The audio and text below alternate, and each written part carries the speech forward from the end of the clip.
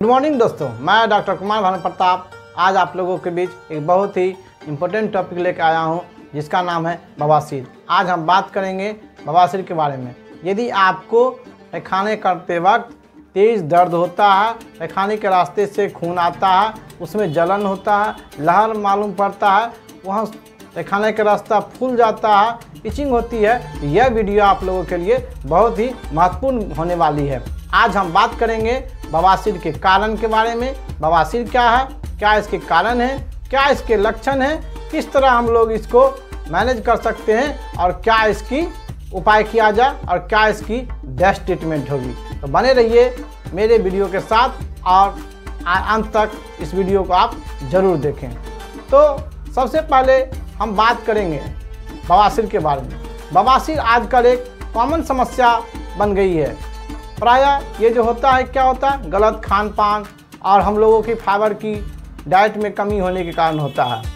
अगर आपको मल त्याग के दौरान, पैखाना करने के दौरान खून आता है, गुदा के मार्ग में, पैखाने के रास्ते के एनस मार्ग में, रेक्टम में सूजन हो जाता है, पैखाने वक्त करते वक्त आपको तेज़ दर्द होता है, जलन महसूस होता है, तो यह बवासीर के लक्षण हो सकते हैं। कई लोग इस समस्या को नज़रअंदाज कर देते हैं, लेकिन यही अगर धीरे धीरे क्रोनिक रूप हो जाता है, पुराना हो जाता है, तो यह बहुत गंभीर समस्या बन जाती है। इसका इलाज सही जानकारी के द्वारा से पूरी तरह से ठीक किया जा सकता है। अब हम बात करेंगे पाइल्स क्या है। तो सबसे पहले अगर हम लोग समझें कि पाइल्स क्या है, तो पाइल्स क्या होता है, ये जो एनस मार्ग होता है पैखाने के रास्ते में, एनस में, रेक्टम में एक रेक्टल वेन होता है। उसमें क्या होता है, उसमें वो जो क्या होता है, या तो रप्चर हो जाता है या फूल जाता है, या उसके रास्ते से रेक्टल वेन से क्या होता है, ब्लीडिंग आने लगता है। यही कारण होता है कि हम लोगों देखते हैं कि पैखाने करते वक्त हम लोग को तेज़ दर्द, क्योंकि रेक्टल वेन पर अगर प्रेशर पड़ता है, उसमें दबाव पड़ता है, तो उससे वो सूज जाता है, फूल जाता है, उससे वहाँ ब्लीडिंग स्टार्ट हो जाता है। अगर हम बात करें बवासीर के कितने प्रकार के होते हैं, तो सामान्यतः पाइल्स या हेमराइड्स दो प्रकार के होते हैं, इंटरनल पाइल्स और एक्सटर्नल पाइल्स। हम लोग जानते हैं कि जो हमारा जो रेक्टम होता है उसमें दो स्फिंक्टर होता है, एक्सटर्नल स्फिंक्टर और इंटरनल स्फिंक्टर। अगर इंटरनल स्फिंक्टर में रेक्टम के अंदर होती है, और अगर इसमें क्या होता है, अगर पाइल्स हो जाए तो ये से इंटरनल पाइल्स कहते हैं। और एक्सटर्नल स्फिंक्टर में यदि मल द्वार के बाहरी रास्ते वाला में यदि इसमें पाइल्स हो जाता है, उसे क्या कहते हैं, एक्सटर्नल पाइल्स। अगर हम लोग इसकी बात करें कि कितने ग्रेड में होती है, तो इसको 4 ग्रेड में बांटा गया है। ग्रेड 1 में क्या होता है, इसमें क्या होता है, ये इंटरनल स्फिंक्टर में, रेक्टम में क्या होता है, इसमें प्रोट्रूजन नहीं होता है, ये उसमें उभार नहीं होता है। और सेकेंड ग्रेड में क्या होता है, इसमें प्रोट्रूजन हो जाता है, मांस निकल जाता है, और जो कि पैखाना करता है तो आदमी बाहर आता है, उसके बाद वो अपने ऑटोमेटिक अंदर चला जाता है। और अगर थर्ड ग्रेड की बात करें, तो थर्ड ग्रेड में क्या होता है, इसमें प्रोट्रूजन उभार हो जाता है रेक्टम में, और जिसको क्या होता है, अगर हाथ से उसको मैनुअली अंदर करते हैं, अंदर उसको धकेल दिया जाता है, वो अंदर वो पाइल्स क्या होता है, पाइल्स का जो प्रोट्रूजन है वो अपने आप चला जाता है। और वहीं अगर फोर्थ ग्रेड की बात करें, तो फोर्थ ग्रेड में क्या होता है, जो उभार होता है, उसका प्रोट्रूजन होता है, उसको अगर हम लोग धकेलते भी हैं अंदर से, तो वो आसानी से अंदर नहीं जाता है, वो बाहर ही रह जाता है। इस प्रकार पाइल्स की 4 ग्रेडिंग होती है, grade 1, grade 2, grade 3, grade 4। Grade 1 में उसको कोई सिम्टम्स नहीं होता है, वही कि ग्रेड 2, 3, 4 में उसको क्या करता है, बहुत ज़्यादा तकलीफ होने स्टार्ट हो जाता है। और अगर हम लोग बात करें कि क्या कारण है, किस कारण से पाइल्स होती है, हेमराइड्स होती है, तो इसका सबसे बड़ा जो मेन कारण है वो है कब्ज। इसका मेन कारण है। कब्ज के कारण क्या होता है कि व्यक्ति बहुत देर तक पैखाने पर उसको बैठना पड़ता है। उसको स्टूल क्या होता है, हार्ड होता है। उस हार्ड स्टूल के कारण क्या होता है, वो रेक्टम पे वहाँ पे प्रेशर बहुत ज़्यादा पड़ता है। यही कारण है कि सबसे बड़ा कारण है कब्ज। इससे क्या होता है, आंतें ठीक से काम नहीं कर पाती है। और अगर रोजाना आपको मल त्याग करने में, डेफिकेशन में परेशानी होता है तो मलाशय पर क्या होता है, रेक्टम पर इसका प्रेशर पड़ता है और ये प्रेशर रेक्टल वेन को क्या करती है, डैमेज करती है और वहीं से इसका पाइल्स स्टार्ट हो जाता है। और दूसरा नंबर का कारण है अगर लंबे समय तक आप एक पोजीशन में बैठे रहते हैं, जो कि ऑफिस में काम करते हैं या कोई ऐसा काम है जो बैठने वाला है, उससे क्या होता है, उससे भी रेक्टम पर प्रेशर पड़ता है, इससे रेक्टल वेन पर प्रेशर पड़ता है और इससे भी क्या होता है, ये कारण है पाइल्स होने का। और मेन कारण अगर देखा जाए तो इसका है फाइबर की कमी। व्यक्ति क्या करते हैं, जो भी व्यक्ति फाइबर डाइट कम लेते हैं उससे क्या होता है, फाइबर की कमी से क्या होता है, उसका पेरिस्टाल्टिक मूवमेंट जो होता है स्टूल का, वो बहुत धीरे हो जाता है, जिससे क्या करता है, उसको स्टूल करने में बहुत दिक्कत लगता है, ज़्यादा जोर लगाने पड़ता है। अगर आप ज़्यादा जोर भी लगाइएगा तो क्या होगा, उसका प्रेशर रेक्टल वेन पर पड़ेगा, रेक्टम पर पड़ेगा, जिससे क्या होगा, धीरे धीरे वहाँ का वो जो शीत होता है वो कमज़ोर हो जाएगा। और जिस तरह से आप देखते हैं कि किसी टायर के बैलून में अगर ज़्यादा कहीं पर डैमेज हो गया तो क्या होता है, वहाँ से निकल जाता है। सेम कंडीशन होता है, वो वहाँ से निकल गया मांस के रूप में और फिर अगर वो ज़्यादा स्टूल आया, प्रेशर पड़ा रेक्टल वेन पर, तो वो क्या होता है, ब्लीडिंग स्टार्ट हो जाती है। उसके बाद है प्रेगनेंसी। प्रेगनेंसी में क्या होता है, उसका प्रेशर जो पड़ता है रेक्टल वेन के प्रेशर पर होने के कारण ये पाइल्स होने का कारण रहता है। नेक्स्ट है इसका, अगर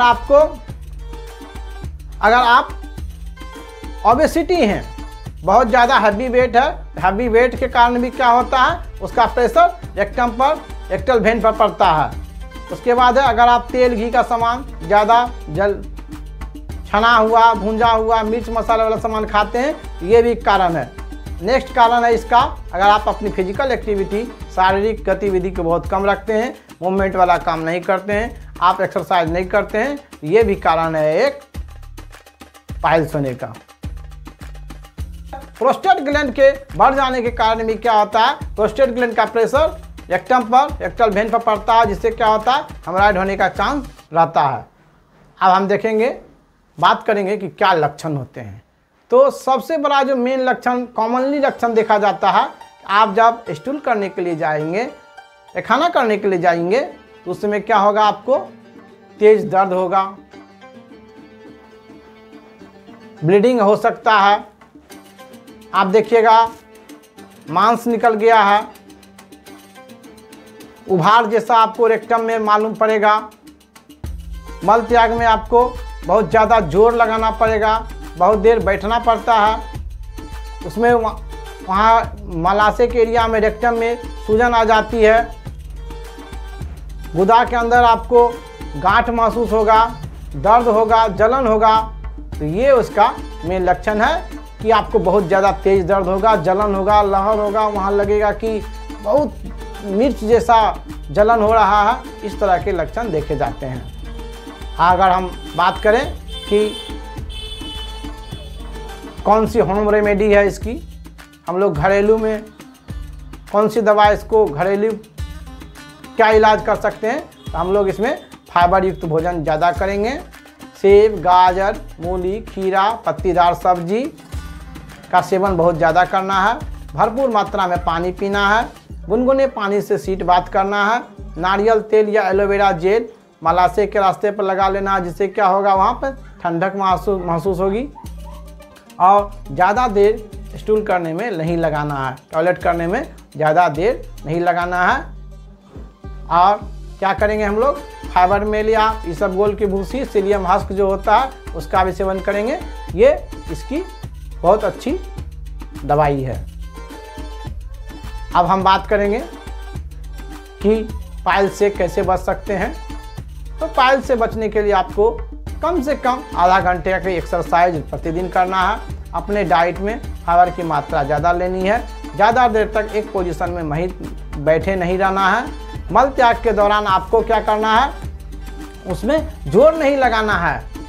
junk food, spicy food, fast food, ये सब चीज़ को आपको अवॉइड करना है। एल्युमिनियम के बर्तन में आपको भोजन नहीं खाना है और आपको अवॉइड करना है क्या, जो कि मेन चीज़ है, लाल मिर्च और आदि। लाल मिर्च और आदि का सेवन नहीं करें, ये आपके लिए बहुत हानिकारक करेगा। और मेन जो बात है इसका, एल्युमिनियम के बर्तन में, प्रेशर कुकर में आप अगर भोजन करते हैं तो इससे होने का ये बहुत बड़ा इंटेस्टाइनल प्रॉब्लम होने का ये बहुत बड़ा कारण है। तो उसके और मेन है क्या, इसको आप गर्म पानी का सेवन बहुत करें। मेरे एक वीडियो है जो कि एल्युमिनियम के बर्तन में भोजन क्यों नहीं करना चाहिए, आप गर्म पानी पीने के 40 क्या लाभ हैं, आप उसको भी सर्च करके देख सकते हैं। उसमें मैंने पूरा डिटेल वीडियो 1 घंटे के बाद बताया है कि गर्म पानी पीने से क्या लाभ है, वो आप उसमें देख सकते हैं।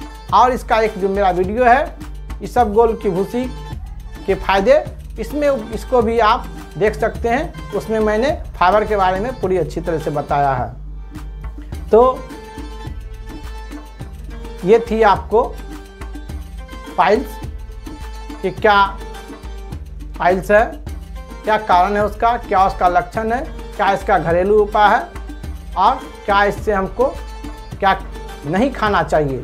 SPCR6P ये हमारी संस्था की बनाई हुई बहुत ही बेहतरीन मेडिसिन है। इसको आप 15 बूंद दवाई, अगर आपको ज़्यादा दिक्कत है, किसी भी तरह का, अगर आपको पाइल्स का दिक्कत है या आपको मांस निकल गया, एक्सटर्नल है या इंटरनल है, किसी भी ग्रेड का पाइल्स है, अगर आपको पैखाना करते समय आपको दर्द हो रहा है, जलन हो रहा है, बहुत ज़्यादा लहर हो रहा है, ब्लड आ रहा है, कैसा भी ब्लडिंग आ रहा है, ये आपको लेते हुए भी तुरंत आराम मालूम करेगा। आप पहला डोज से ही आप देखिएगा आपके दर्द में राहत होगा, ब्लीडिंग आपका रुक जाएगा। ये हमारी संस्था की बनाई हुई मेडिसिन है। अगर आप इस मेडिसिन को अपने घर बैठे मंगाना चाहते हैं तो हमारे ऊपर दिए गए हेल्पलाइन नंबर पर कॉल करके आप इसको मंगा सकते हैं। ध्यान रहे, किसी भी मेडिसिन को लेने से पहले अपने नज़दीकी डॉक्टर से कंसल्ट कर लें, अथवा कोई भी दवाई लेने से पहले आप हमारे हेल्पलाइन नंबर पे पूछ करके कोई भी बात की जानकारी ले सकते हैं, जो कि बिल्कुल निःशुल्क है।